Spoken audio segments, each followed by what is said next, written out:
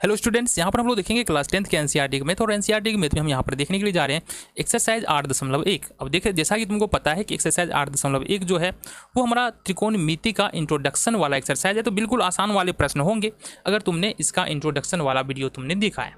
नहीं भी देखा है तो भी तुमको समझ में आने वाला है। बिल्कुल हम इजीली यहाँ पर सारे प्रश्नों को यहाँ पर अटेम्प्ट करेंगे और हर एक प्रश्न को समझते हुए चलेंगे।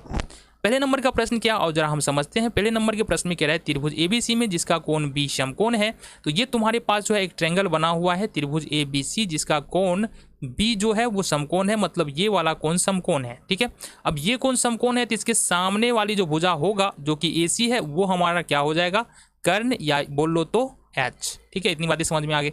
अब ए बी बराबर 24 सेंटीमीटर, ये ए बी की माप जो है वो 24 सेंटीमीटर है और बी सी यहाँ पर 7 सेंटीमीटर है। तो निम्नलिखित की हमको मान याद करना है, साइन ए कोस ए। तो देखो एक बात समझो, यहाँ से सबसे पहले हम हल में देख लेते हैं कैसे करना है इस प्रश्न को। सबसे पहले तो जो गिवन है वो हम लिख लेते हैं। त्रिभुज ए बी सी में हमारे पास क्या दिया है, त्रिभुज ए बी सी में सबसे पहली बात तो हमको दे रखा है कि कोण बी बराबर 90 डिग्री, ये हमको पता है। देन दूसरी बात जो हमको पता है, ए बी का मान 24 cm है, ए बी का मान 24 cm है और बी सी का मान हमारे पास जो है वो 7 cm है। तो यहाँ पर दो भुजा का मान पता है, ए बी और बी सी। तीसरी भुजा का मान हमको निकालना है जो कि हमारा कर्ण है। तो हमको ए सी का मान निकालना है और हमको क्या पता है कि अगर कर्ण का मान निकालते हैं ना तो शेष दो भुजाओं के वर्गों के योग के बराबर होता है। तो यहाँ पर देख लेंगे, ये हो जाएगा हमारे पास ए बी का वर्ग रूट अंडर ए बी का वर्ग और प्लस में बी सी का वर्ग।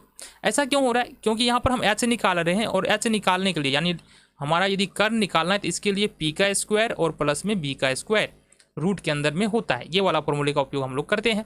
तो ए सी बराबर क्या हो जाएगा हमारे पास, ए सी बराबर हो जाएगा ए बी का मान यहाँ पर है 24 का वर्ग और प्लस में बी सी का मान हो जाएगा हमारा 7 का वर्ग।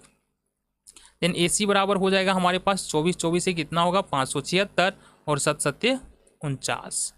ठीक है जी, ये हो जाएगा। ए सी बराबर हो जाएगा हमारे पास 625, इस दोनों को ऐड करोगे 625 आएगा और 625 का वर्गमूल हमको पता है कितना होता है 25। इसका मतलब ए सी का मान जो है हमको निकल के आ गया यहाँ से 25। अब हमको निकालना क्या है, जरा हम इसके बारे में बात कर लेते हैं। तो यहाँ पर जो हमको निकालना है, रुक जाओ एक मिनट जरा, कुछ और यहाँ से हम ये ले ले। ठीक है, आ जाओ जी। अब क्या निकालना है इसके बारे में हम बात कर लेते हैं।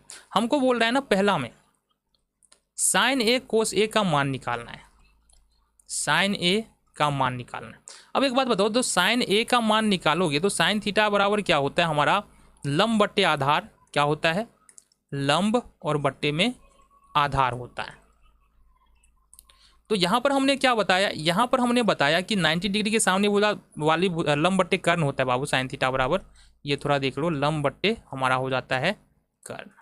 ठीक है, तो हमने यहाँ पर क्या बताया कि 90 डिग्री के सामने वाली भुजा तो कर्ण हो गया, मतलब इसके नीचे में तो एसी हो जाएगा।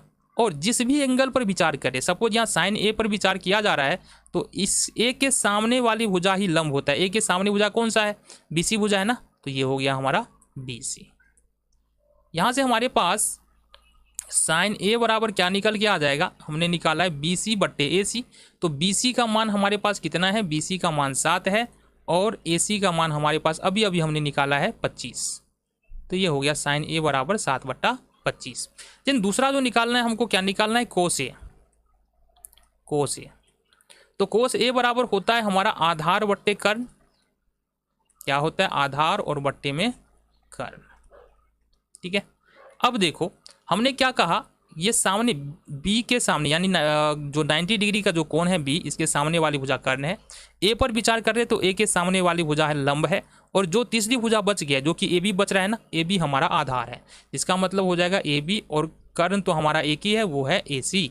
इसका मतलब हो जाएगा हमारे पास कोस ए बराबर हो जाएगा किसके, कोस ए बराबर हो जाएगा, ए बी का मान है हमारे पास 24 और ए सी का मान है हमारे पास 25। ये निकल के हमारे पास आ गया। ठीक है, दूसरा नहीं, ये पहला का ही दोनों ही प्रश्न था। अब दूसरे में आएंगे। दूसरे नंबर के प्रश्न में हमारा क्या है कि साइन सी का मान निकालना है। गौर से देखना, साइन सी का मान निकालना है। सूत्र तो वही लगने वाला है हमारा, लंब और बट्टे में आधार। ये लंब बट्टे में आधार बार बार आ रहा है, पता नहीं क्यों। लंब और बट्टे में आ जाएगा हमारा कर्ण।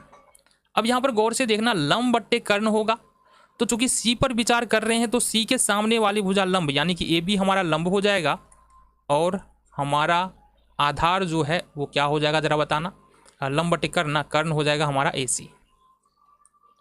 तो ये ए बी का मान हमारे पास है 24 और ए सी का मान है हमारे पास 25। तो साइन सी बराबर हमारा कितना निकल के आया, साइन सी बराबर यहाँ से निकल के आ गया 24/25। ठीक है जी, आगे आ जाओ, आगे देख ले। हमको जो दूसरा प्रश्न बोल रहा है ना दूसरे का, ये दूसरे नंबर में क्या पूछा जा रहा है, कोस सी का मान क्या होगा। तो यहाँ पर निकालना है कोस सी का मान हमारे पास कितना होगा। तो सी के सामने वाली भुजा तो लंब हो गया और बी के सामने वाली भुजा 90 डिग्री है बी, तो बी के सामने वाली भुजा कर्ण हो गया। और ये वाली जो बी सी बच रही है सी के लिए, कौन सी के लिए, जो बी सी बचा है वो हमारा आधार है।